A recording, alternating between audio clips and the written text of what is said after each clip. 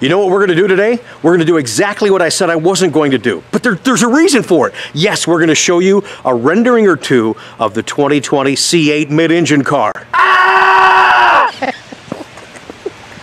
It's so dramatic. But there's a reason. Thanks and welcome to the vlog, guys.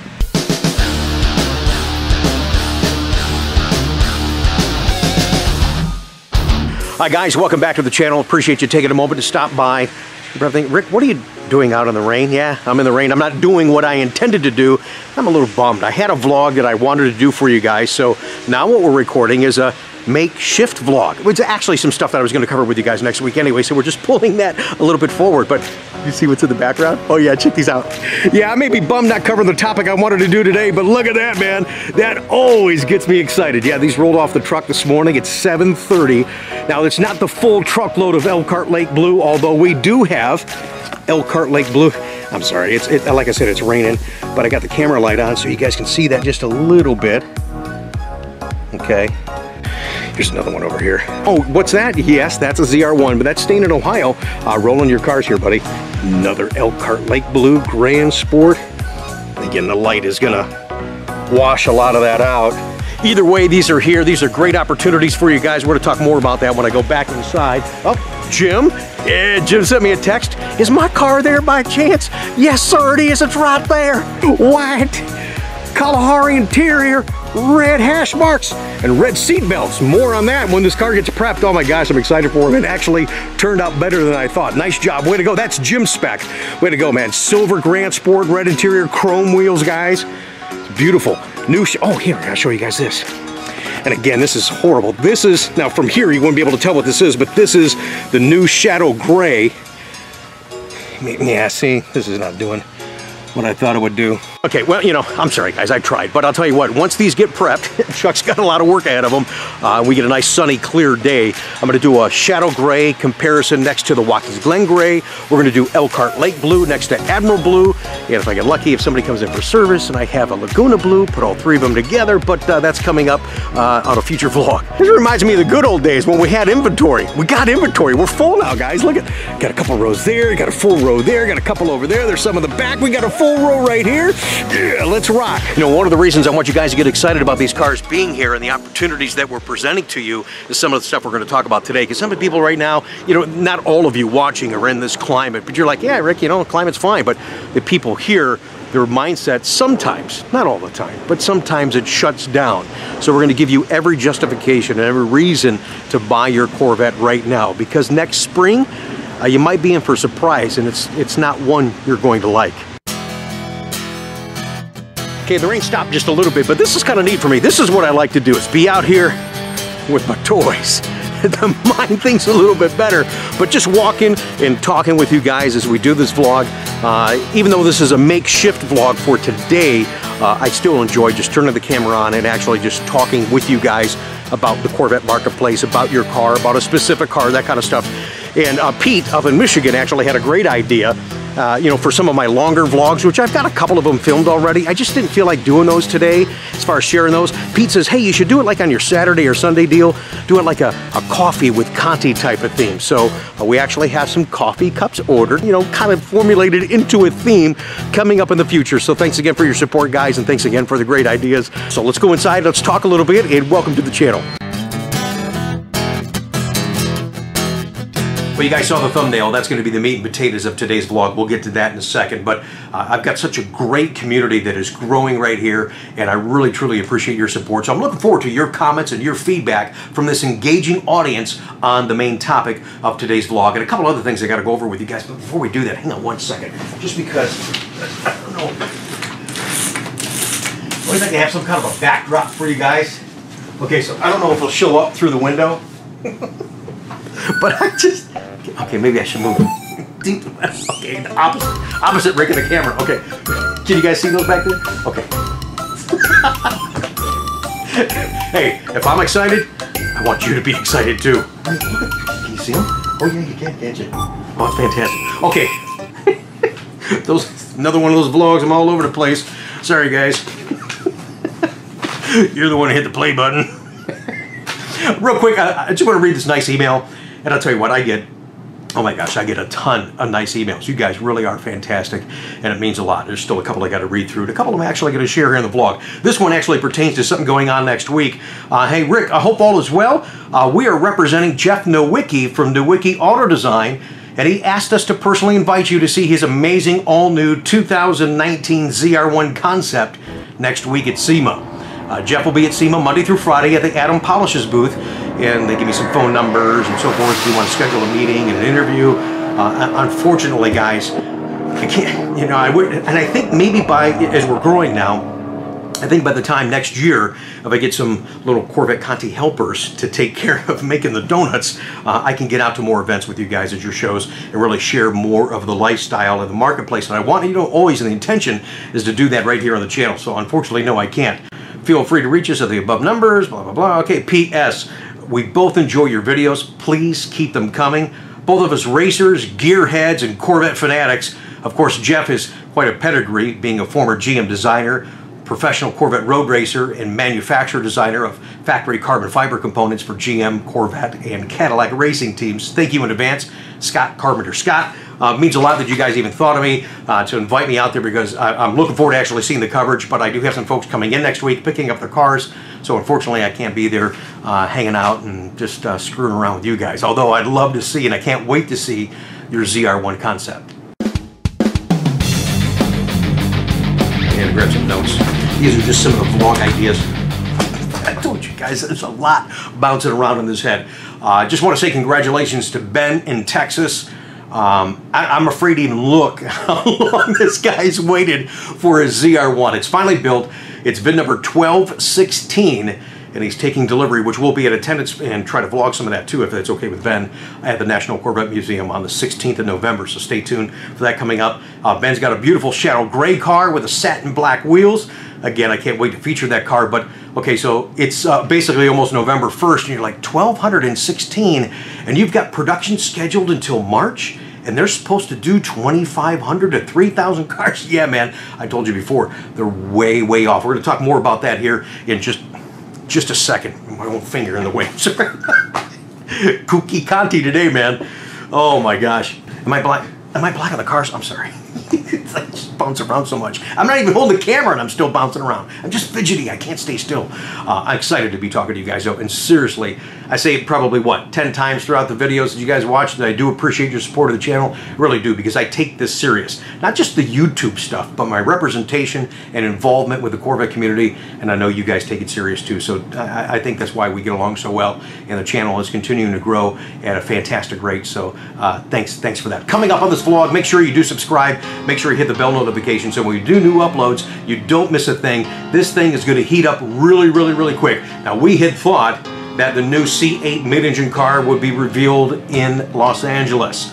It's almost November, and it ain't happened. Okay, I mean, if it does happen, if it's last minute, it will be bizarre, because there's usually some advanced planning and things like that, and you would think for a monumental thing like the mid-engine car that they would make a big fanfare. They're going to make a big fanfare. So more on that here in a second, because I think for all intents and purposes, now the next big venue, the only one that makes sense, would be Detroit. This will be the last year Detroit actually holds their show in January, and then they're going to flip it and start doing stuff in the summertime. I think it's June, and they want to change the whole venue of that and draw more people involved with the show. So stay tuned for some details on that. We're still going to attend that, because I think that Detroit will still be used as some type of reveal venue, if you will. So we got some information coming up on the C8 here in just a second in this vlog. Also coming real soon in this vlog, I was talking outside, this is a climate and this is the time of the year that some of you folks actually put your Corvette away. But I'm going to tell you something that you should not do with your Corvette car cover. It's coming up on a future vlog. See, now you're like, hey, where's that subscribe button? That's a good reason to subscribe. I want to know about that. Perfect. That kind of stuff and a whole lot more is coming.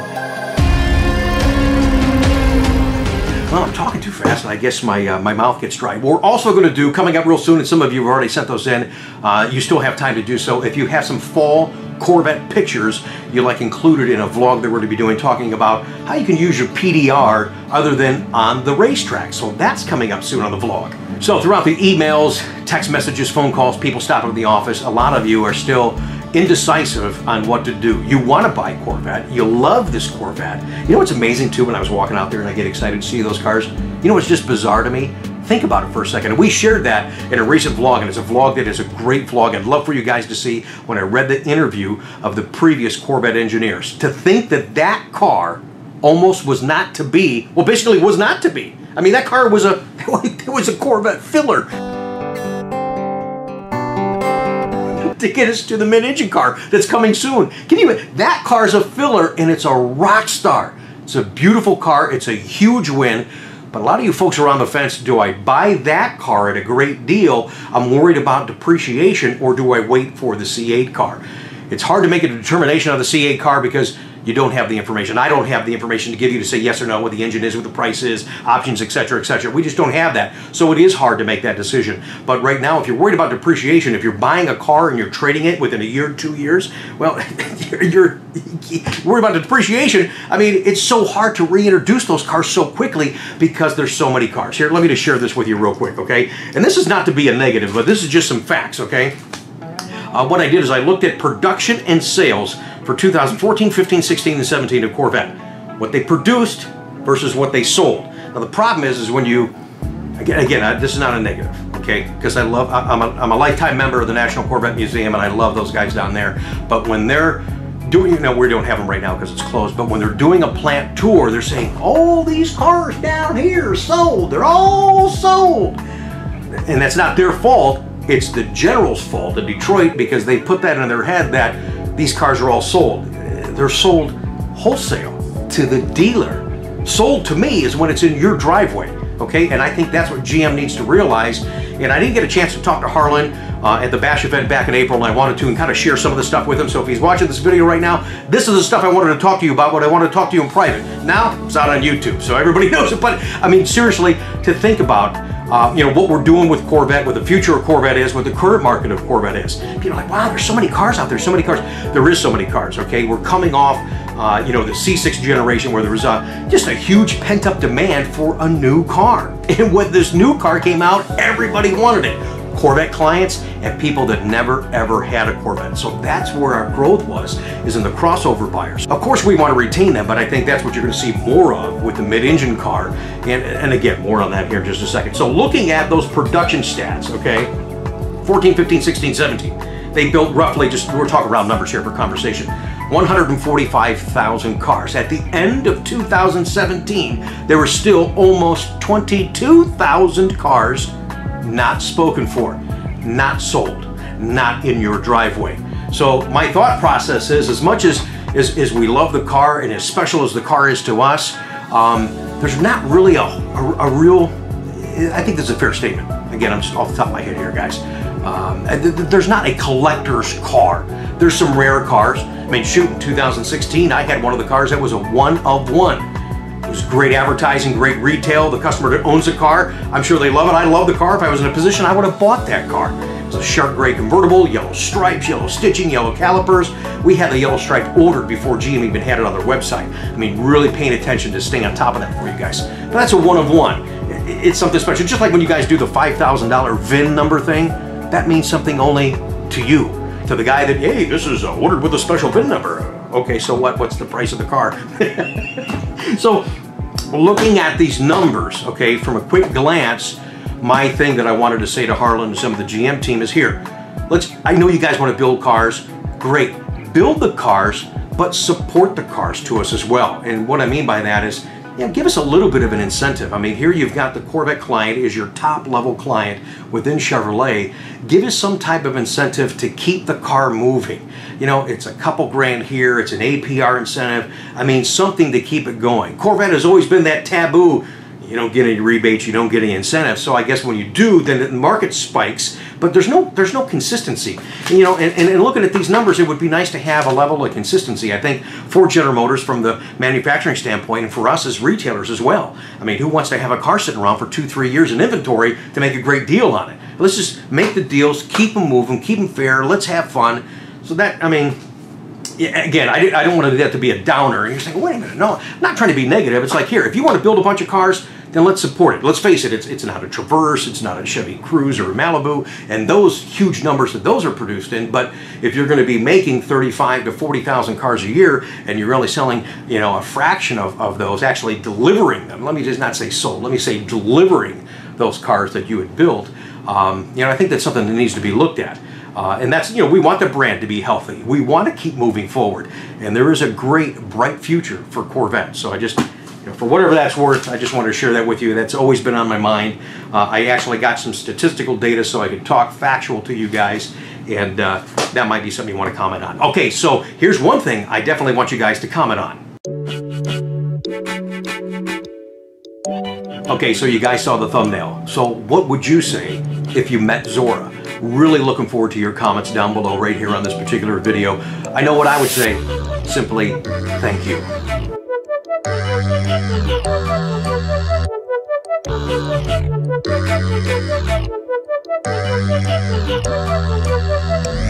So yeah, I'm kind of bummed. When I first got into the car business, actually I was selling Pontiacs and I hated the car business. Got into Chevrolet before I was focused Corvette only.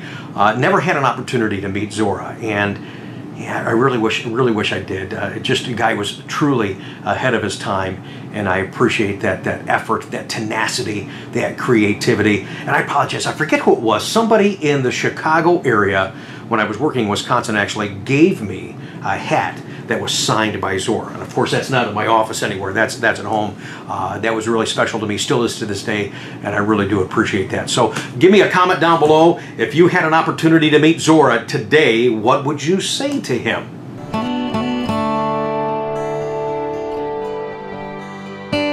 All right, I just want to make sure you guys can still see it. Well, it's starting to get dark, so I don't know if the glare from the office is going to block that out. You can't see them. Okay, anyways. Let's talk about the marketplace. We did a detailed video on that, some great feedback, some great comments, and I was trying to give you a couple of different scenarios on when C7 would end and C8 would begin. Well, some of that's still the same, but here's a couple of different things that changed a little bit, and I want to share that with you to give you a couple of different ideas. Another reason why you either need to order your car now or buy something that I've got here or something that I've got coming. Here's what I'm thinking. The information still stays the same. We don't have any other distribution information beyond March right now. Because 2019 started early last year, started in March, and usually it starts, you know, at the end of June into July. So, and that was partly because they had to launch ZR1 like right now, if not sooner, because they were behind on that. So all the data we have is through March. So my question is now, and I just don't know, I'm putting it out there for you guys so you know that I am thinking about it. I wish I could give you a definitive answer because I know some of you guys are saying, hey, I'm going to wait and order in the spring. Well, here's what's going to happen. If the C7 ends in March, your orders are done in January. I mean, that fast. So I'm going to wait, get through the wintertime. You don't want to wait. Here's the other thing, too. If it ends in March, as you approach that, you run into constraints. As they're trying to streamline and close that line, all of a sudden, this color's not available. This interior's not available. Oh, I'm sorry, can't get those wheels. Oops, I'm sorry, can't get that transmission. That's what's eventually going to happen as we approach the end of 2019 and the very end of C7 Corvette. So here's my other thought is if the C8 is revealed, for all intents and purposes, in January in Detroit, it'll be just like they did for C7. Here's the car, promote the car through the summertime, start building it in July, start delivering it sometime next fall. Okay, so if that's the case, then what are you doing April, May, and June? Do you do a short run of 2020 C7s? So then you really cause market confusion? Well, you got it. Got to be a 2020 Corvette. Well, is that the old Corvette? Is that the new Corvette? Is that the old Coke or the new Coke?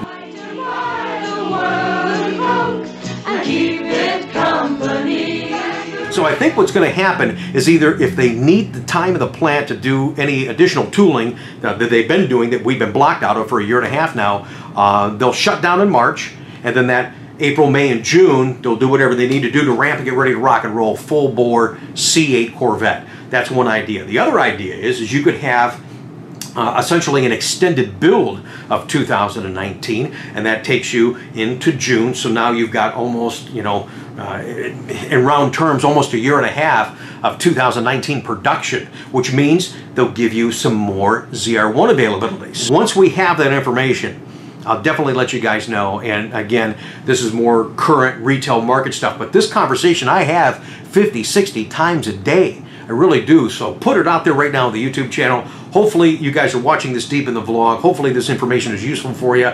The scenarios that I'm talking about make some sense, and I think that we're going to hear something really, really soon. I keep watching. Actually, one of the, I can't say exactly what I was in, but one of the GM sources of information I go into in my GM system popped up the code name ZERV with the 2020 model year. So for those of you that are still doubters, they're not going to make the mid-engine car that won't do it. Yes, they are.